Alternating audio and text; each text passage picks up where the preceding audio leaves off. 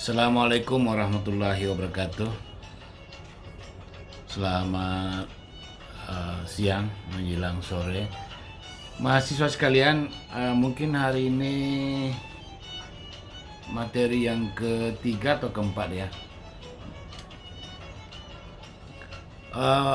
Materi ini saya akan hari ini tanggal 25. Ya 25 ya. 25.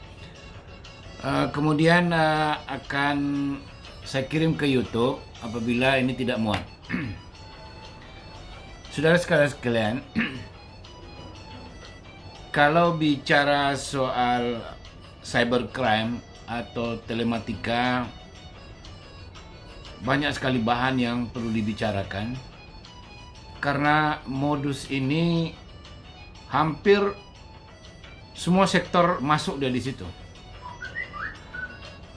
baik untuk kemajuan maupun dalam hal penggunaan negatif. Sudah kami sampaikan terdahulu bahwa berbagai ragam kejahatan yang dilakukan oleh manusia yang menggunakan alat, tidak mengenal jarak, tidak mengenal waktu, kerjanya mudah, efektivitas, tetapi memerlukan kecerdasan yang tinggi dan alat yang canggih. Kemudian kita singgung lagi ya, faktor-faktor penyebab munculnya cybercrime yang materi tadi saya sudah kirimkan. Kita singgung lagi agak ke belakang. Kemajuan perkembangan teknologi. Teknologi semua menggunakan alat namanya komputer. Sekarang kita lihat alat berat pakai komputer, mobil canggih pakai komputer. Bahkan ada beberapa negara yang sudah menggunakan mobil berjalan sendiri dengan komputer. Alat ini juga tidak terlepas dari kemajuan teknologi cybernya. Suatu ketika nanti orang akan dikendalikan satu metode yang jaraknya yang bisa dikendalikan, ya, berupa menggantikan taksi yang menggunakan manual atau orang. Suatu ketika nanti ini pun bisa masuk sistem kejahatan di situ. Misalnya penumpang sudah mulai naik, dikendalikan oleh orang lain, dibelokkan kemana-mana. Tunggu waktunya. Kita lihat misalnya dalam perkembangan bisnis misalnya. Contoh dari awal kita lihat. Satu komunikasi yang canggih adalah namanya telepon. Kalau kita bertelepon, coba lihat sini sebentar. Minta telepon yang aman dulu sini. Ya, sini. Misalnya di kampung-kampung orang tidak menggunakan telepon. Hanya orang kota. Ini telepon saya, ini canggih. Dulu, hari ini menjadi barang pajangan antik atau antik. Orang dulu telepon pakai putar-putar seperti ini, diputar begini. Kemudian teknologi baru cukup dipencet-pencet. Meningkat lagi, telepon agak mudah diperoleh. Bukan dimiliki oleh orang elit atau pejabat atau punya pangkat atau kedudukan sebagai orang kaya. Bergeser lagi masuk ke kabupaten. Kemudian masuk dunia bisnis umum. Ada namanya wartel, warung telkom. Bermunculan di mana-mana, di seluruh Indonesia. Telepon umum, public phone. Begitu handphone masuk, semua habis. Tergeser oleh teknologi komputer, teknologi komunikasi dan sebagainya. Kita lihat lagi taksi. Taksi di Indonesia mungkin ada sampai 13 perusahaan yang besar-besar. Begitu masuk cybernya, telematikanya, ada namanya Maxim, apalagi satu? Gojek dan lain-lain. Sehingga angkatan seumur saya, kalau tak mengikuti, tidak terpaksa, memang ketinggalan. Saya di beberapa negara, terakhir April kemarin saya berada di Vietnam. Saya ada handphone saya coba-cobalah taati. Karena di dunia Gojek ya, saya cobalah, bisa. Akhirnya apa? Kemudahan memberikan manfaat yang luar biasa segi secara positif. Apalagi misalnya telepon canggih waktu itu ada namanya Siemens, Nokia. Kemudian di atas ini apa namanya kalau kita WA? Bukan, apa namanya ini Apa namanya Dita? Kalau teknologi komunikasi yang sebelum ini? BBM. Berbagai merek. Begitu muncul Samsung teknologi ya, seperti ini Samsung, tergeser semua. Nokia hilang di permukaan. Siemens hilang di permukaan dan lain-lain. Sekarang dirajai.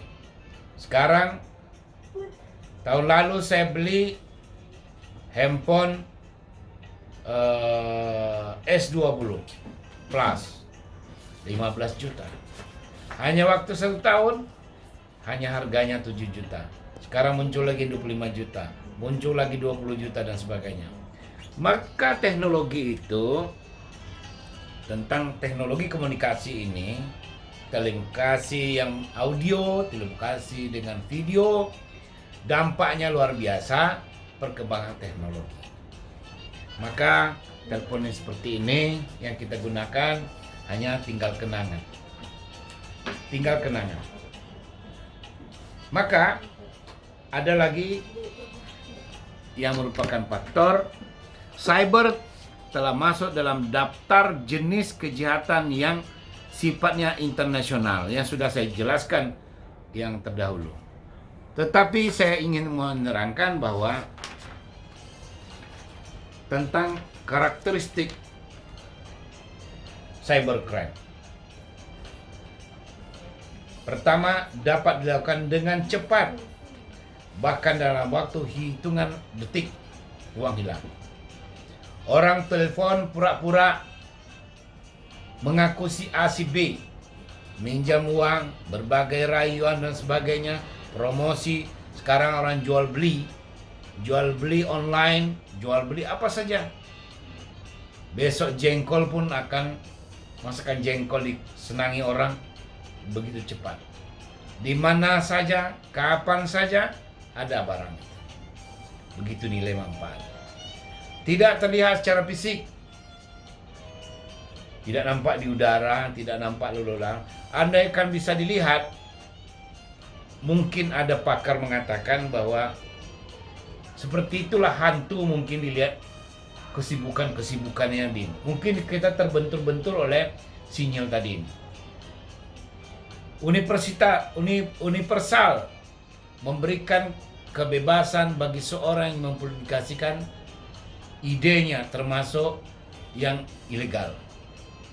Anda bisa bayangkan sekarang di Facebook, Instagram, dan lain-lain, semua mengeluarkan lelucon, mengeluarkan ide, mengeluarkan satu gagasan kritikal dan sebagainya.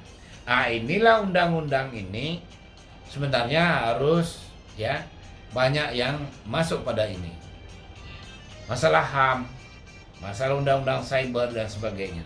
Semua kumulatif di situ. Tidak dalam bentuk fisik, maka konsep hukum yang diberikan jadi kabur. Inilah yang menjadi sesuatu yang perlu adanya ahli. Ahli bahasa, ahli cyber, ahli pidana, dan seterusnya. Maka di sini konsep hukum ini menjadi abu-abu dibuatnya. Kenapa?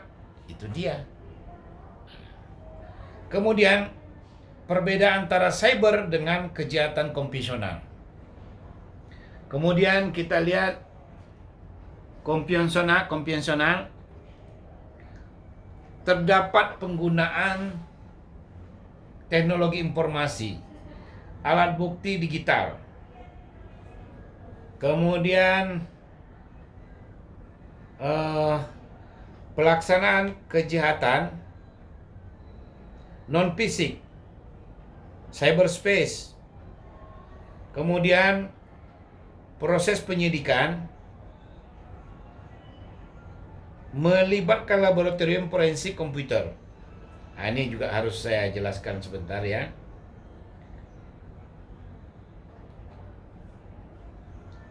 Tidak semua Polda memiliki alat ini. Maka pada kejahatan pembuktian ini juga kita terkendala pada hal-hal yang perlu kita cepat.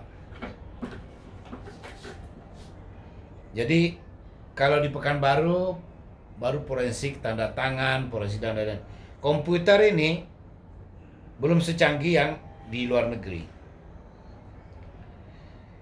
Kemudian sebagian besar proses penyidikan dilakukan virtual, undercover. Ya, undercover misalnya sekarang banyak kejahatan